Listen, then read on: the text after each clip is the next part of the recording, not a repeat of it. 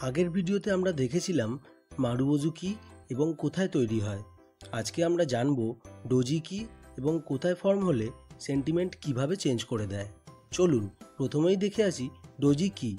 Doji আসলে লম্বা week ও ছোট বডিওয়ালা ইনডিসিশন ক্যান্ডেল। ইনডিসিশন কেন বললাম? কারণ মার্কেটে চলার পথে হঠাৎ যদি এরকম দেখেন যে একটি ক্যান্ডেল ফর্ম হলো যার ওপেন ধরুন 100, হাই 102, ক্যান্ডেলটি লো মারল 98 এবং ক্লোজ হলো আবার 100-তে এসেই, তাহলে আপনার কি মনে হয় মার্কেট আপনাকে বুঝতে দিচ্ছে যে কোন দিকে মুভ করবে? একদমই না।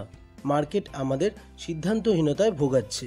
তাই এই রকম ক্যান্ডেলকে বলা হয় ইনডিসিশন ক্যান্ডেল। আর এই রকম ক্যান্ডেল যখনই মার্কেট তৈরি করে তখনই সতর্ক হয়ে যেতে হয়, পরে পরিস্থিতি অনুযায়ী ডিসিশন নিতে হয়। এবার আমি আগেই বলেছিলাম স্টক মার্কেট মানেই কিন্তু বুল অ্যান্ড বিয়ারের গেম। এখানে বুল মানে পজিটিভ অ্যান্ড বিয়ার মানে নেগেটিভ। এই ক্যান্ডেলটিতে প্রথমে বিয়ার অনেক চেষ্টা করেছিল মার্কেটকে টেনে নিচের দিকে নামাতে, কিন্তু বুলও তার চেষ্টায় কোনো খামতি রাখেনি। তাই শেষমেশ বুল ফাইট করে মার্কেটকে উপরে নিয়ে যায় এবং শেষে গিয়ে দেখা যায় যে মার্কেট যেখানে ওপেন হয়েছিল সেখানে এসেই ক্লোজ দেয়। এই যে সম্পূর্ণ ফাইট পুরোটাই হয় বুল অ্যান্ড বিয়ারের মধ্যে, যেখানে কেউই উইনিং পজিশন নিতে পারে না। এই যে পরিস্থিতি মার্কেটে তৈরি হয় তারপরই মার্কেট সেন্টিমেন্ট চেঞ্জ করে এবং দৌড়তে থাকে। এতক্ষণ যে ডোজির কথা আমি বললাম এটি ছিল নর্মাল ডোজি বা স্ট্যান্ডার্ড ডোজি। আমার মতে ডোজির জন্যে এটিই যথেষ্ট, কিন্তু অনেকগুলো মত অনুযায়ী ডোজির আরও অনেক ভাগ আছে। তার মধ্যে যেগুলি প্রয়োজনীয় সেগুলি নিয়েই আজকের আলোচনা। তো প্রথমেই আসে ড্রাগন ফ্লাই ডোজি। ড্রাগন ফ্লাইয়ের মতো দেখতে হওয়ায় এর এই রকম নামকরণ। সাধারণত এই ক্যান্ডেলের একটি লং লেগ থাকে এবং খুব শর্ট বডি থাকে, যার কালার হয় গ্রিন। আর গ্রিন মানে নিচে ওপেন উপরে ক্লোজ। কিন্তু স্ট্যান্ডার্ড ডোজিতে কালার কোনো ফ্যাক্টরি নয়।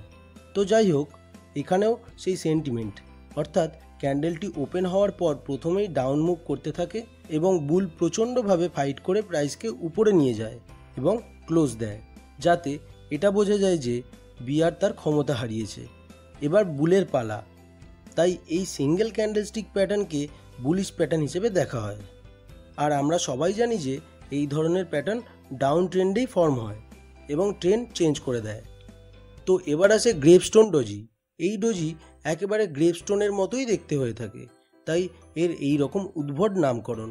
তো যাই হোক, ড্রাগন ফ্লাই যেমন প্রাইসকে উপরে নিয়ে চলে যায়, গ্রেভস্টোন আবার ঠিক উল্টোটা, অর্থাৎ প্রাইসকে নিচে নিয়ে চলে যায়। তাই এটি একটি বিয়ারিশ ক্যান্ডেলস্টিক প্যাটার্ন। এটি আপ ট্রেন্ডের টপে ফর্ম হয়। লং উইক ও শর্ট বডিওয়ালা রেড ক্যান্ডেল হয়ে থাকে এই ডোজি, যার ওপেনের নিচে ক্লোজ হয়, কিন্তু হাই হয় অনেক উপরে। যেখানে ক্যান্ডেলটি ওপেন হওয়ার পর প্রাইস উপরে মুভ করলেও বিয়ার তার সর্বশক্তি দিয়ে প্রাইসকে নিচে নিয়ে আসে এবং একেবারে নিচেই ক্লোজ দেয়। সর্বদা মাথায় রাখবেন, একটি লাইভ চার্টে অজস্র ডজি ফর্ম হতে পারে। তাই যারা ডজি দেখে ট্রেড নেন তাদের স্টপ লস অনেক ঘন ঘন হিট হতে থাকে। কিন্তু হ্যাঁ, এই ডজিই আবার আপনাকে টপ বা বটম ক্যাশ করিয়ে ম্যাক্সিমাম প্রফিট করিয়ে দিতে পারে। তবে এর জন্য দরকার একই সিস্টেমে ট্রেড করা, বারবার সিস্টেম চেঞ্জ না করা। একটি ভালো ট্রেডই আপনাকে আগের চারটি স্টপ লস রিকভার করে প্রফিটে এনে দিতে পারে। তাই কখনোই ধৈর্য হারাবেন না, হঠকারীভাবে সিদ্ধান্ত নেবেন না। এছাড়াও অনেকে মুভিং অ্যাভারেজের সাহায্য নিয়ে ডোজির মাধ্যমে ট্রেডে এন্ট্রি করে থাকে। তো আপনারাও যদি এই রকম টেকনিক জানতে বা শিখতে চান অবশ্যই কমেন্টে জানান। দেখা হচ্ছে নেক্সট ভিডিওতে। Till then, stay tuned and stay wealthy.